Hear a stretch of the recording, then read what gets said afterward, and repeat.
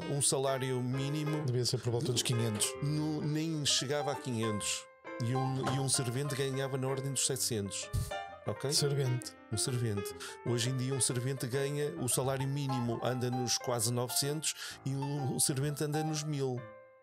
O servente ganha menos hoje do que ganhava naquela época, comparativamente ao salário mínimo. Sejam bem-vindos ao segundo podcast do Casa GPT. Hoje temos connosco o arquiteto Paulo Coelho, com mais de 20 anos de experiência nesta área, e trazemos-lo cá hoje para falar das suas experiências e das suas aventuras e conhecimentos, e também elucidar-vos sobre licenças, como atuarem no mercado. E por isso quero, antes de mais, agradecer por ter aceito o convite para cá estar e começar-lhe por pedir-lhe que nos explique um pouco do seu percurso, que sabemos que começou pelo Fix and Flip, com uma empresa de inúmeros funcionários, e que entretanto acabou por fugir desse caminho e mudar para uma prática mais comum da arquitetura. Antes de mais, agradecer pelo convite, por poder expor um pouco da minha experiência e espero dar um contributo válido para este podcast. Relativamente à minha experiência, mais de 20 anos na área da arquitetura. Antes da crise das dívidas soberanas, tive uma empresa de construção com 16 funcionários e foi uma experiência interessantíssima, porque permitiu experienciar uma parte complementar da minha atividade, da arquitetura, o poder executar a arquitetura que eu projetava e no fundo é acabar por fechar um ciclo que alavancar se calhar as suas competências e alavancar as competências. Isso para mim foi mais interessante, o ter essa continuidade até a entrega do projeto final, do produto final, sim. E também aumentar a rentabilidade aí pelo meio. A rentabilidade e o risco também, claro, porque uma coisa não está dissociada da outra. Tem que estar sempre associada, não se consegue ter mais lucro sem ter mais risco. Também. Se souber, diga que eu vou já investir. E o que é que o levou a deixar e a entrar numa prática mais comum da arquitetura? Foi uma crise que o mercado da construção teve entre 2010 e 2014, que levou a que a demanda por construção diminuísse brutalmente ao terminar os contratos de trabalho com os funcionários. Dizer que lamentavelmente não poderíamos renovar. Se para mim foi uma pena, para eles foi uma oportunidade, porque de uma forma geral foram trabalhar no mês seguinte para a região de Lyon em França, outras para a região de Paris, e para eles não foi um grande problema, tirando a questão familiar de estarem distantes, que custa sempre, mas a questão financeira, de certo que foram receber bem mais bem mais do que aqui estavam a receber. Comentando com eles, posteriormente foram ganhar o dobro que ganhavam pelo mesmo trabalho. E estavam todos a passar pela mesma crise. Exatamente. Mas nós aqui estamos no cantinho. De todos os projetos em que já participou, incluindo esses projetos grandes de empreitadas, qual é que foi mais desafiante ou marcante, e o que é que o tornou tão especial ou mesmo difícil? Nós já fizemos projetos um pouco de tudo, desde pavilhões desportivos, habitação unifamiliar, multifamiliar, equipamentos, fábricas. Já fizemos um pouco de tudo, mas o mais desafiante, com o lado emocional, foi o projeto da minha casa, porque projetar para o próprio é o exercício mais difícil que um arquiteto pode ter, pelo menos na minha ótica, porque o nível de exigência sobe imenso, a relação emocional com o projeto é completamente diferente com a que temos com um cliente. Desenhar a sua própria casa é aquela questão emocional. Vai ter que aceitar aquilo que desenhou para o resto da sua vida, e é para si. Mas também teve uma vantagem: poder testar soluções que normalmente os clientes não estão tão receptivos. Foi testar materiais que na mesma razão os clientes não estão tão receptivos. Isso para mim foi um gozo, porque embora seja um exercício difícil, também serviu de balão de ensaio e de teste para soluções e de aprendizagem, porque normalmente no contexto profissional, a fazer projetos para terceiros, normalmente não conseguimos ir tão a fundo, claro, porque serviu quase como um laboratório, poder experienciar sem risco. Um pouco por aí. Exato. Quase poder experienciar sem risco, porque se depois corre mal, se o cliente não gosta, é um problema, e aqui deu para sim, lá está. É um risco perfeitamente assumido e foi giro. Muito bem. Falou aí da questão da aceitação dos clientes, e nós já lá vamos falar da parte da criatividade do arquiteto e tudo muito mais, mas também envolvido com os clientes e em relação a eles, eu queria saber qual é que era a sua opinião sobre o estado atual do mercado imobiliário e de construção em Portugal, e o que é que mudou desde que começou e quais as oportunidades e os desafios para os investidores de hoje em dia, aqueles operadores que querem entrar no mercado, quais é que são os desafios com que se deparam hoje? O mercado hoje está complicado, difícil. Aparentemente estamos no Eldorado do imobiliário, mas tudo isto é um processo custoso no tempo, custoso no processo, porque os processos estão muito longos. Tem havido mudanças legislativas, que já é um desafio. Depois é encontrar um parceiro construtor disponível para executar. São filas e listas de espera de 2 anos, quase, ou mais. Praticamente. E depois é o próprio processo da construção, que acaba por também ser mais lento que era antes da crise, claro. Porque a disponibilidade de empresas, de empreiteiros gerais e todas as subempreitadas, como temos um universo muito menor de empresas disponíveis, os prazos de execução prolongam-se bastante mais do que se prolongavam. E mesmo a parte burocrática, as demoras da parte burocrática e o excessivo licenciamento, que é isso que eu lhe quero perguntar a seguir, que é o licenciamento das obras é apontado como um dos maiores entraves. Até que ponto é que a lei, por exemplo, a do Simplex, ajuda nesta questão? Do que estava a falar, da demora das obras, de cada vez temos o mercado a ser mais prejudicado por haver menos oferta, porque de facto cada vez está mais difícil operar. Como é que esta lei, na visão do legislador, de tentar simplificar, resultou, não resultou, complicou, não complicou, é bom, não é? Na visão e na intenção dele até pode ser boa. O que é que entronca aqui?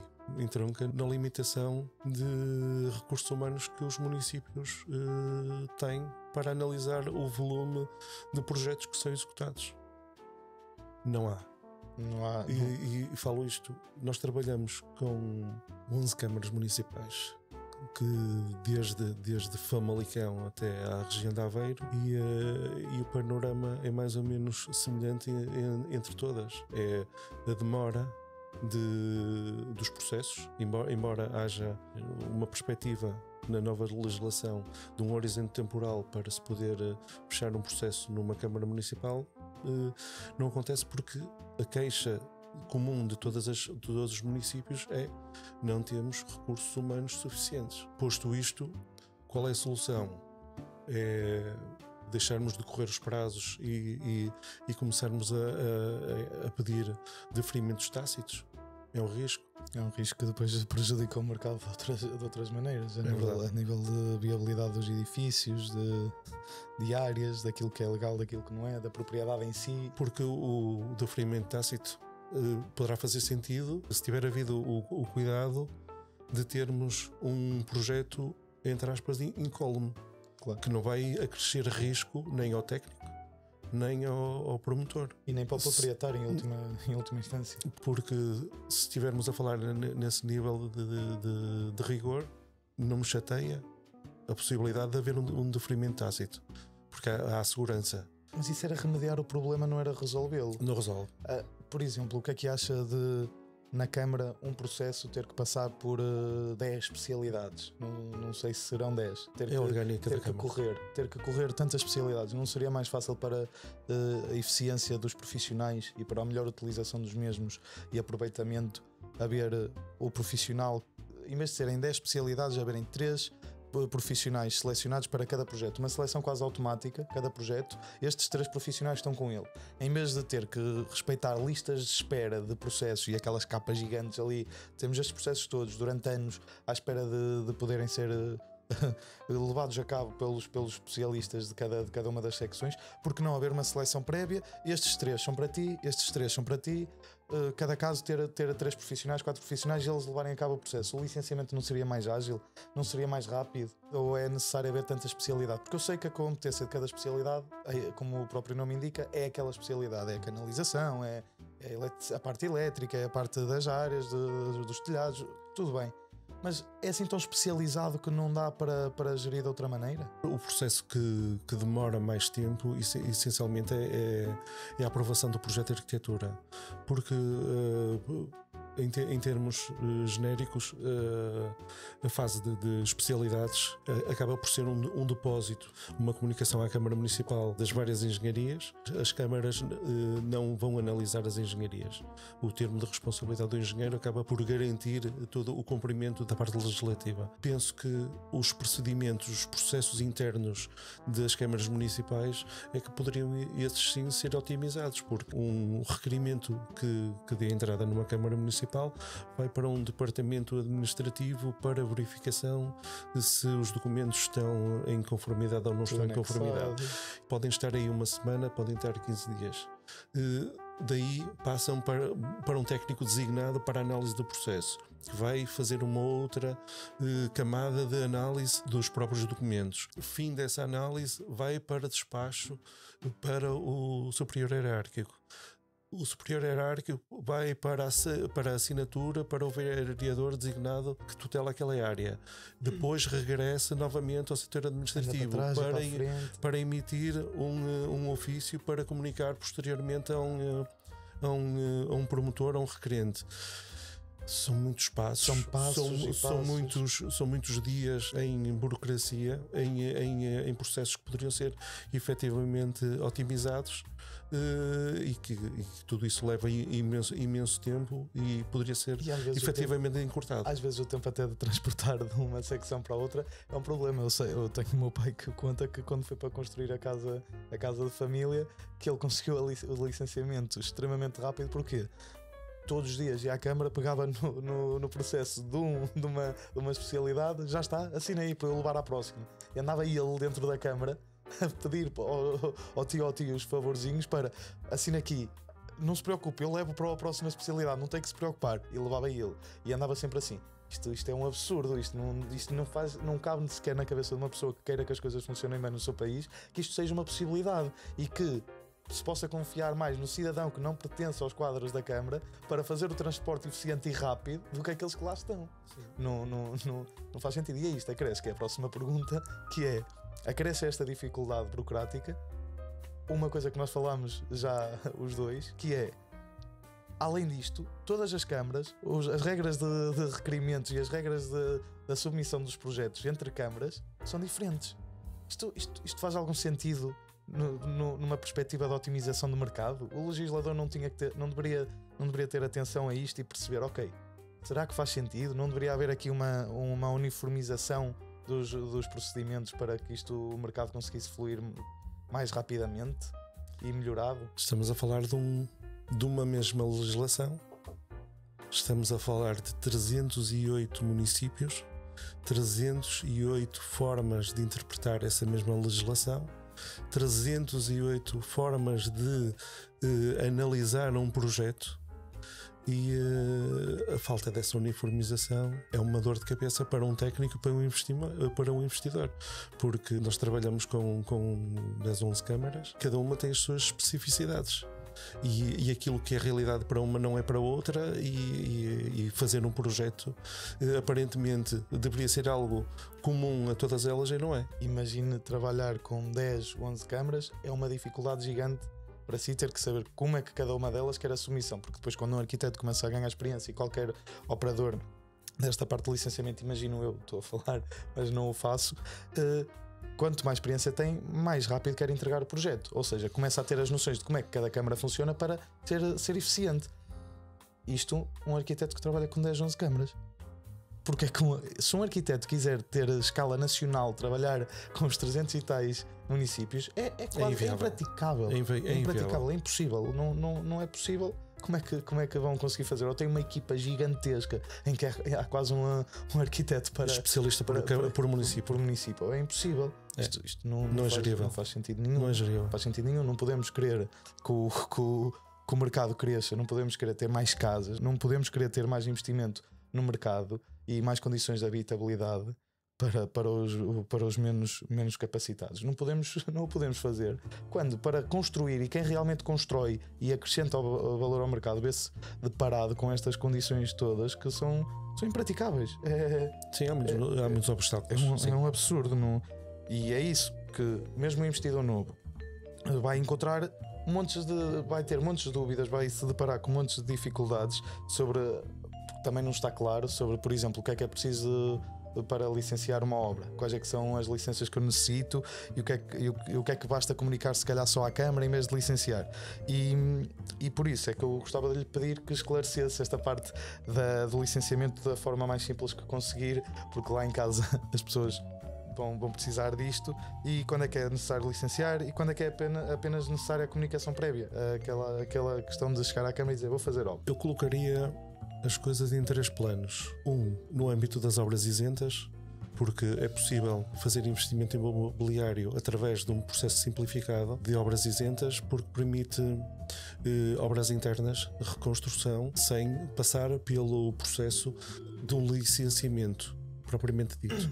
É um processo muito mais ágil, pode incorrer noutro tipo de questões, mas é um processo muito mais ágil. Os licenciamentos tradicionalmente tidos como licenciamentos é um instrumento que é aplicável a tudo o que está fora de áreas de loteamento, em zonas de restrições de reservas agrícolas ou da Agência Portuguesa do Ambiente, tenha restrições naquele território, obriga a que seja feito um licenciamento. É um processo mais demorado, porque envolve mais fases e mais análises. O processo da comunicação prévia é um processo bastante mais expedito, porque parte da premissa de o projeto está inserido dentro de um loteamento ou o processo está a ser entregue após a aprovação de um pedido de informação prévia.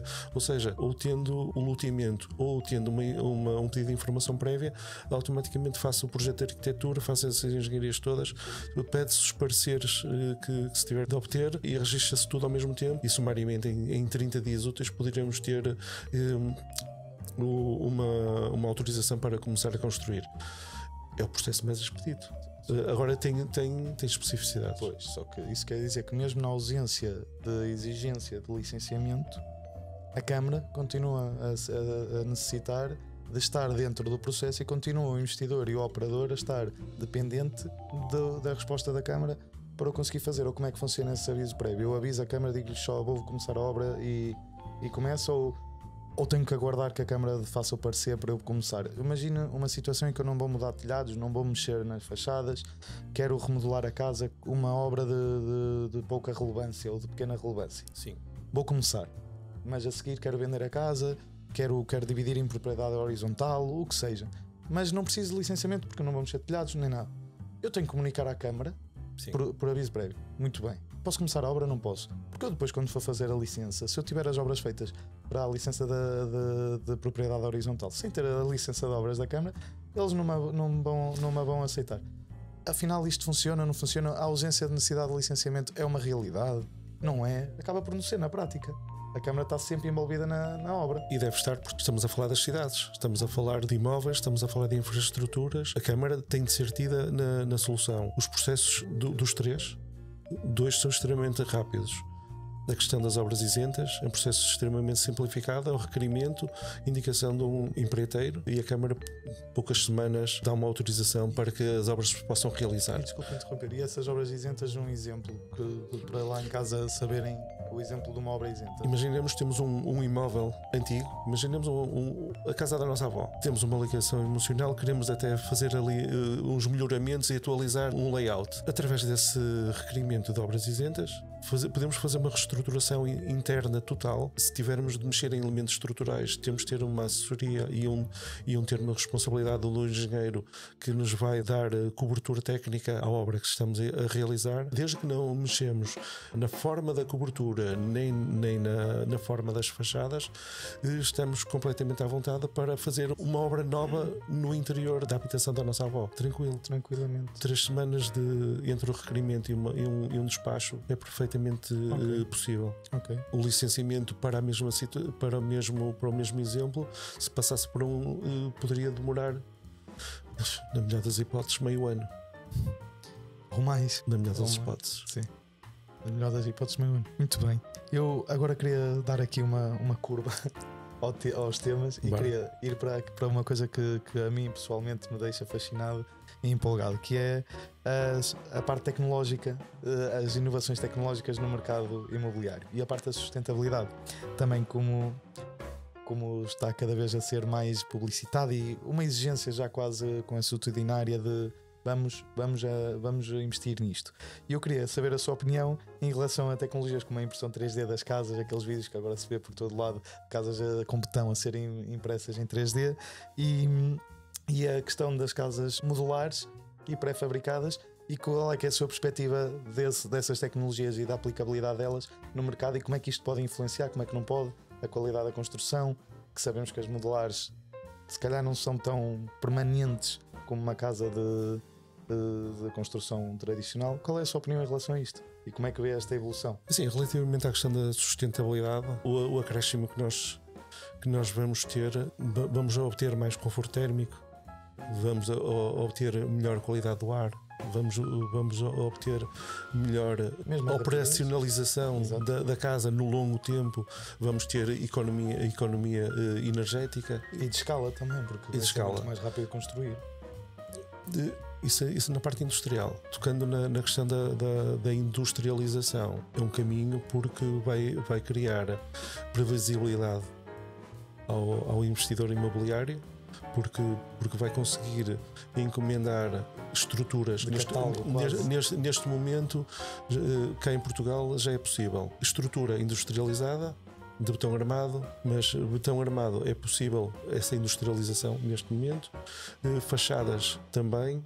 Há empresas portuguesas neste momento já com capacidade para fazerem, por exemplo, casas de banho na ordem das 25 por semana. E vão os kits todos prontos, todos montados, só fazem as ligações gerais no local e já vão todos prontos para a obra. É só caminhão, grua, monta e liga às redes gerais. Canalização. E isso o que é que permite? Permite uma construção e uma encomenda de fora, enquanto os papéis não estão finalizados, permite estar a fazer todo o processo e quando chega a licença de obras, vamos para o sítio e começamos a montar legos e isso agiliza, dá previsibilidade ao investidor, porque sabe exatamente aquilo que vai custar, não vai ter os SES nem os já agoras, que são os riscos e a questão das subempreitadas começa-se a otimizar tudo. Só que nesta questão acontece aqui uma coisa que parece-me que é prejudicial para um arquiteto que gosta da sua criatividade, que é esta questão da industrialização.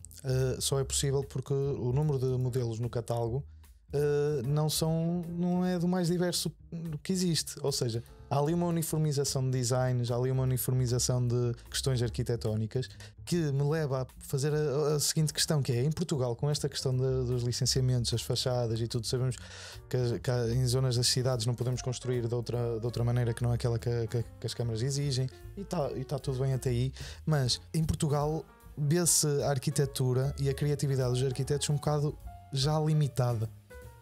A nível de poderem expressar a sua visão, como disse mesmo no início, também por imposição dos clientes, que em sua casa experimentam coisas que se calhar não experimentaria na casa dos clientes. Mas isto também acontece como na generalidade a nível de licenciamento, o que é permitido, o que é que não é a nível criativo. Esta questão das casas já pré-feitas e a parte da industrialização ainda vai diminuir mais a criatividade. A minha questão é, concorda com as afirmações que eu disse de haver limitações à criatividade do arquiteto? Acha que é real? Acha que não é real? Se não acha que é real, tem exemplos de situações em que lhe permitiram ser completamente criativo e fazer aquilo que pretendia e que imaginava? Eu não creio que a questão da criatividade esteja assim tão limitada. A industrialização tem duas abordagens.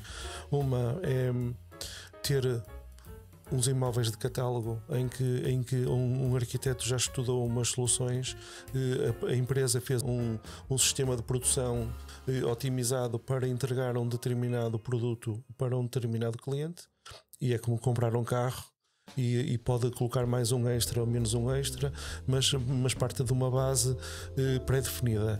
A outra é eu trabalho com as empresas da área industrial no sentido de eu tenho um projeto que tem umas determinadas características e eu quero incorporar elementos pré-fabricados no meu projeto, e trabalha-se em conjunto com a empresa no sentido dela fornecer as soluções que depois vão para o local de montagem. Isso não vai retirar criatividade ao arquiteto, vai-lhe dar uma forma de projetar-se provavelmente diferente, porque o sistema de construção é diferente.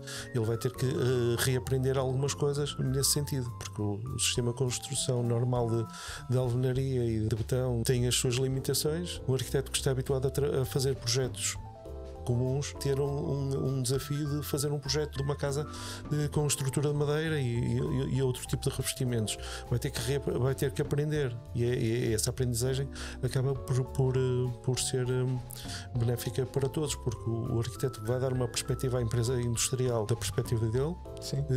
E o arquiteto vai aprender com a indústria, porque um percebe as limitações do outro, as limitações e o potencial que pode incorporar nos projetos, nas obras. Acho que não é por aí. Então está a segurar. Acho que a criatividade não vai ficar comprometida. Muito bem. Agora mesmo, antes de passar para as perguntas finais e mais pessoais, eu queria voltar à questão da legislação, porque é uma questão que me é muito querida e que acho que chateia toda a gente e que é um problema que deve ser discutido, que é: qual é a solução para que o legislador consiga estar mais informado e criar leis, legislar, ou fazer a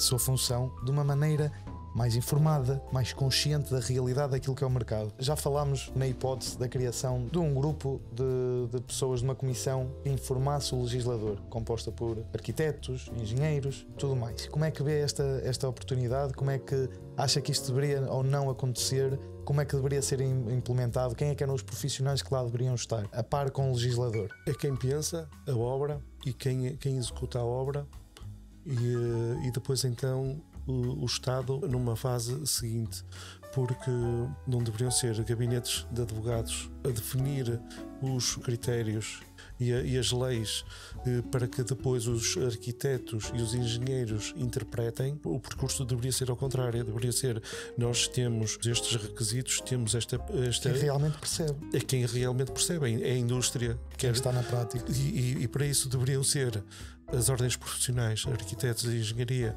deveriam liderar um processo juntamente com a indústria da construção, que é quem executa, otimizar tudo aquilo que efetivamente importa, e depois vir o legislador, no fundo, fazer uma soma de tudo isso e produzir as leis que depois vão dar suporte jurídico e de segurança jurídica depois ao mercado. Lá está uma comissão informada com quem está na realidade, a meter as mãos na massa. Tal e qual. Porque para não haver uma legislação completamente desinformada. Um advogado, quando cria uma lei, essa lei está sujeita a interpretações várias. No caso, passamos para 308 formas de interpretar as próprias leis, e as coisas deveriam ser muito mais objetivas, porque isso iria facilitar o processo, e os timings de execução.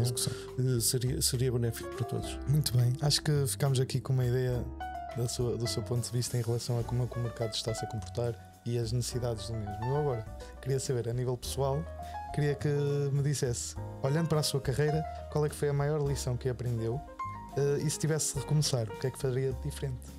Aprender a ser resiliente, aprender a ser focado, aprender a aguentar com os desafios. Sim, há que ter uma capacidade de resistir a todos estes processos, porque não é uma atividade simples, muito menos fácil. Costuma-se dizer que um arquiteto faz uns riscos, mas eu encaro um arquiteto neste contexto como se fosse um maestro que está a coordenar uma orquestra, porque ele tem de interpretar as partituras, que é a legislação, tem de produzir uma música que é o projeto, e depois tem de coordenar os vários músicos, as engenharias, os empreiteiros, os subempreiteiros, tudo, para que no final aconteça uma música.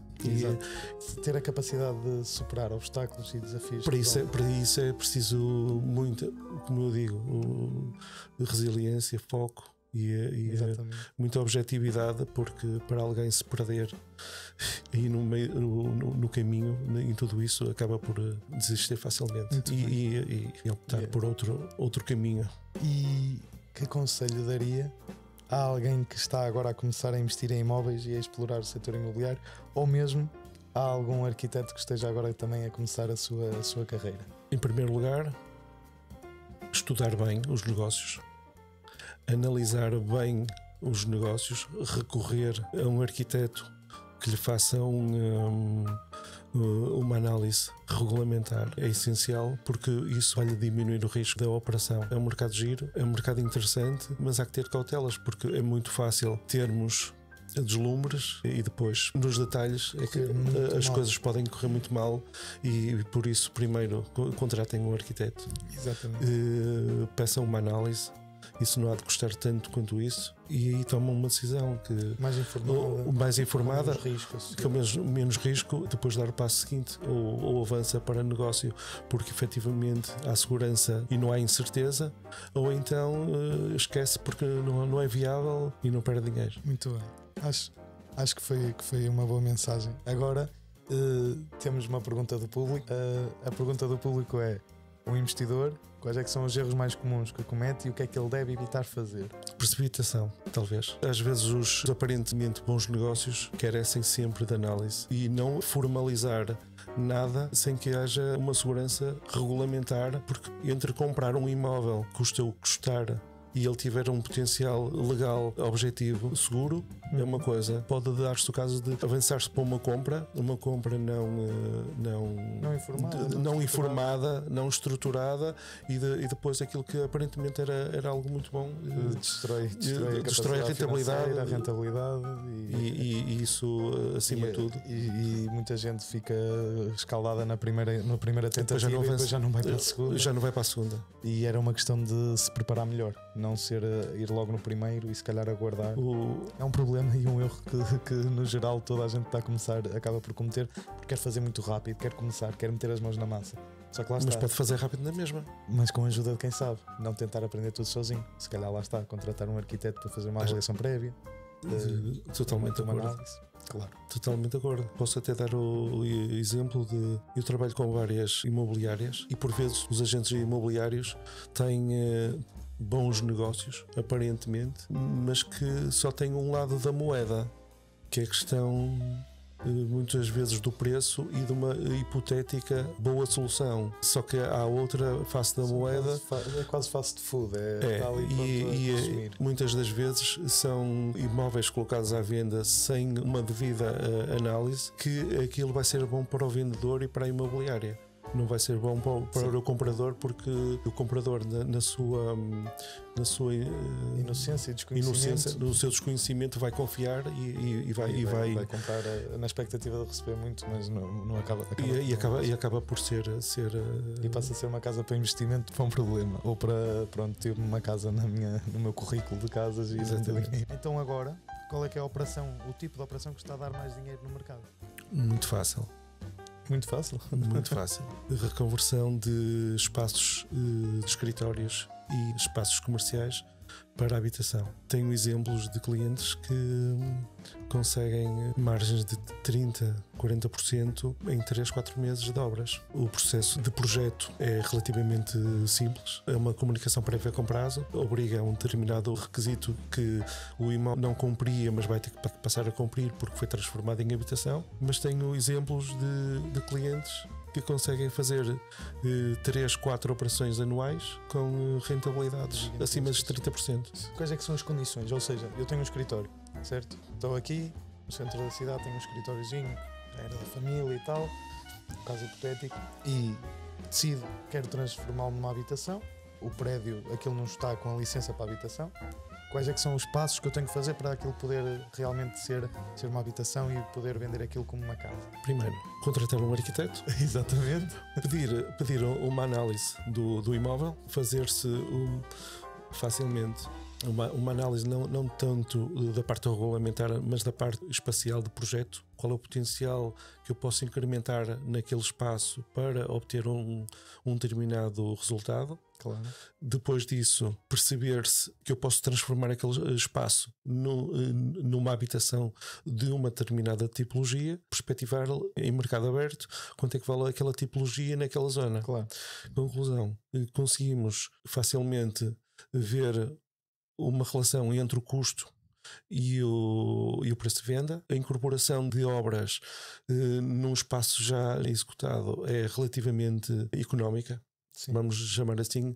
Posso apontar numa mediana de obras entre os 25, 30 mil euros obras ligeiras e os 40 mil euros, 45, nessa ordem de grandeza, e facilmente num espaço de 3, 4 meses obter-se uma rentabilidade gigantesca. Isso anualizado é brilhante. É brilhante. Não há neste momento outro produto que permita uma taxa de rentabilidade tão grande. Muito bem. Paulo, acabou de dar aqui um truque, uma dica gigante lá para quem nos vê em casa. Vai ser tudo a comprar escritórios para passar para a habitação, ou então a comprar para dormir no escritório. Ou então também. Tenho que lhe agradecer, foi uma conversa muito boa, foi um prazer estar consigo. Agradecer por ter aceito mais uma vez o convite, por ter cá. Eu que agradeço. E que venham próximas, que voltemos a falar, se assim for possível. E agradecer também a quem nos está a ver e que, se quiserem ver mais conteúdo como este, que nos sigam em todas as plataformas e redes sociais. E até à próxima. Muito obrigado. Até à próxima.